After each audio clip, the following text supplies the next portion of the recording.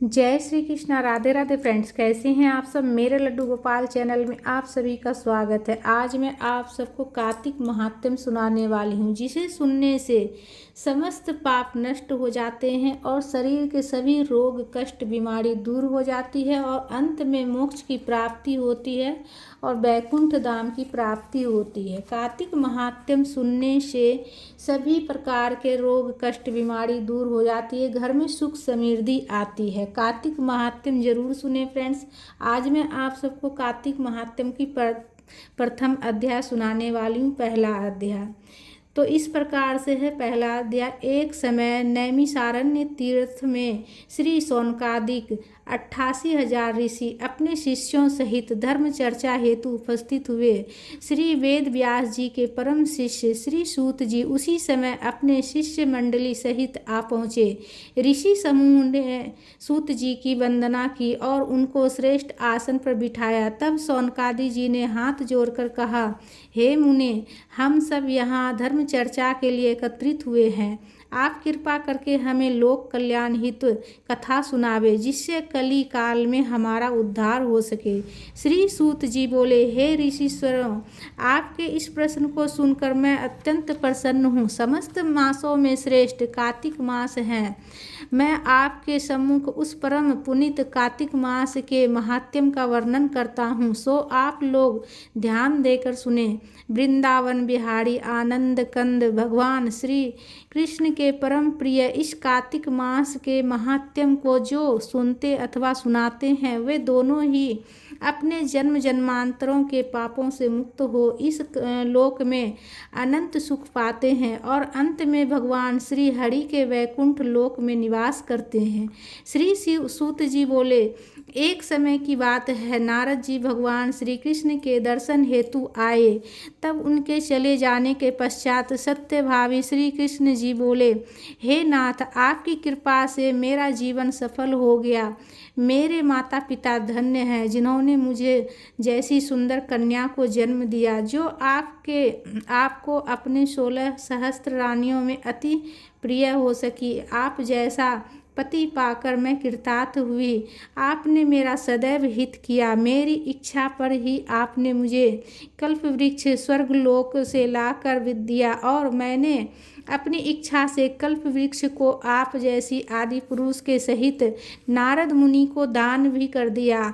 आपकी माया अनंत है। वहीं कल्प वृक्ष आज भी मेरे निवास स्थान पर लहलहाता रहता है और इस बात की मृत्यु लोक की कोई नारी नहीं जानती। हे नाथ, वास्तव में यदि आप मुझ पर स्नेह करते हैं तो कृपया मुझे मेरे प्रश्न का ठीक ठीक उत्तर देने की कृपा करें।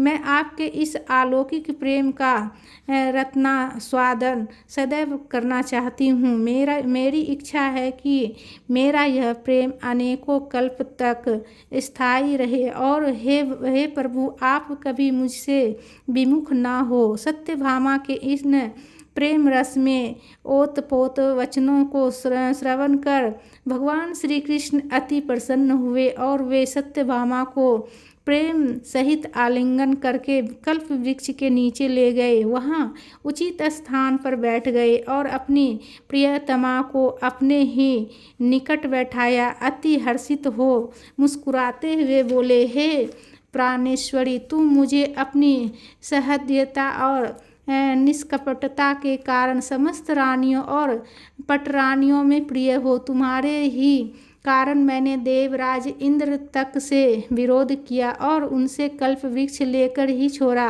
सूत जी बोले, हे ऋषिश्वरों, कल्प वृक्ष लाने के हेतु भगवान ने देवराज इंद्र से जो विरोध किया, उनकी कथा बहुत रोचक है, जिसे ध्यान से सुनो। एक दिन सत्यभामा को यह पता चला कि कल्प वृक्ष अमित फल देने वाला है, अतः उन्होंने भगवान श्री कृष्ण से कल्प वृक्ष लाकर देने का आग्रह किया। भगवान कल्प वृक्ष को स्वर्ग से लाने के हेतु सत्यभामा को अपने साथ गरुड़ पर बिठाकर इंद्र के पास जा पहुँचे और उन्होंने कल्प वृक्ष की मांग की।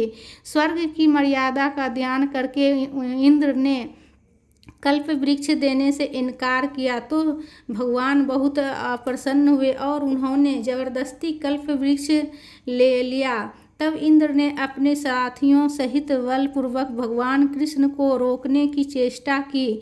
निदान महाभयंकर युद्ध छिड़ गया। गरुड़ भी गोलोकों में गौओं से युद्ध करने लगा। गरुड़ के प्रहार से गौओं के कान, पूंछ आदि, रुधिर आदि जो गिरे वे मृत्यु लोक में गिरकर गौओं के कान से तंबाकू, पूंछ से गोभी और रुधिर से मेहंदी आदि के नाम से उत्पन्न होकर प्रसिद्ध हुए। इस कारण मृत्यु लोक में यह परंपरा है कि इन 3 वस्तुओं का उपयोग करने वाला मोक्ष को प्राप्त नहीं कर पाता है।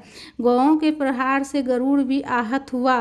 उनके 3 पंख कटकर पृथ्वी पर आ गिरे। उन पंखों से मृत्यु लोक में नीलकंठ मोर और चक्रवाक पक्षी उत्पन्न हुए। अतः इन तीनों के दर्शन का फल गरुड़ जी के दर्शन के समान होता है। इतनी कथा सुनकर सूत जी बोले, भगवान कृष्ण ने सत्यभामा को पूरी तरह आश्वस्त करने के बाद कहा, हे सुंदरी, मैं स्वर्ग की अपूर्व निधि कल्प वृक्ष सरीखी वस्तु इंद्र से विरोध करके भी तुमको लाकर दे सकता हूँ, तो मुझे तुम्हारे उत्तर देने में क्या संकोच है? तुम निसंकोच अपने प्रश्न करो। यह सुन प्रसन्न होकर सत्यभामा बोली, हे नाथ, मुझे मेरे पूर्व जन्म का इतिहास बतलाइए। मैं किसकी पुत्री थी? मैंने कौन सा तप किया जो आपको पति रूप में पाया? मेरा क्या दोष था जो इस लोक में जन्मी? उस प्रश्नों को सुनकर भगवान हंसे और बोले, हे प्राणी प्रिय, मैं तुमको तुम्हारा संपूर्ण पुरातन इतिहास सुनाता हूँ, उसे ध्यान से सुनो।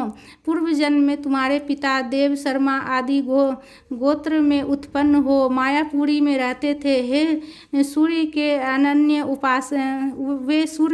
उपासक थे और इसी कारण सूर्य के समान ही तेजस्वी भी थे। वे ब्राह्मण धर्म का विधिवत पालन करते थे, इस कारण उनकी अनंत कीर्ति भी थी। देव शर्मा ने अधेड़ अवस्था में एक कन्या उत्पन्न हुई। उस कन्या का विवाह उन्होंने अपने एक सुयोग्य पितृहीन शिष्य चंद्र से कर दिया। चंद्र वहीं गुरु के पास ही रहने लगा। एक दिन देव शर्मा चंद्र के साथ कुश और समीधा लेने हिमालय की तलहटी में जा पहुँचे। वहाँ एक भयंकर राक्षस ने उन दोनों को आता देख भयंकर अट्टहास किया। वे दोनों ब्राह्मण भयातुर होकर जहाँ के तहाँ गिर पड़े और राक्षस ने उन दोनों का वध कर डाला, परंतु परम धार्मिक होने के कारण वे उस राक्षस के हाथों मरकर भी स्वर्ग को गए। भगवान सूर्य देव ने उनको उन स्थान दिए। सूर्य, शिव, गणेश, विष्णु और दुर्गा की उपासना करने वाले स्वर्ग को अवश्य प्राप्त करते हैं। हे सुमते, मैं एक होता हुआ भी काल, कर्म आदि 5 प्रकार के भेदों में इन 5 नामों से पुकारा जाता हूँ। अतः जब वे मेरे धाम को आए तो मैंने उनका उचित सत्कार कर यथोचित स्थान दिया। वे स्वर्ग में नाना प्रकार के भोगने लगे। पहला अध्याय संपूर्ण हुआ। बोलिए विष्णु भगवान की जय। पहला अध्याय संपूर्ण हुआ। कार्तिक महात्म्य का पहला अध्याय संपूर्ण हुआ। तो फ्रेंड्स, कमेंट में विष्णु भगवान जी की जयकारा जरूर से ज़रूर लगाइएगा। बोलिए प्रेम श्री विष्णु भगवान की जय।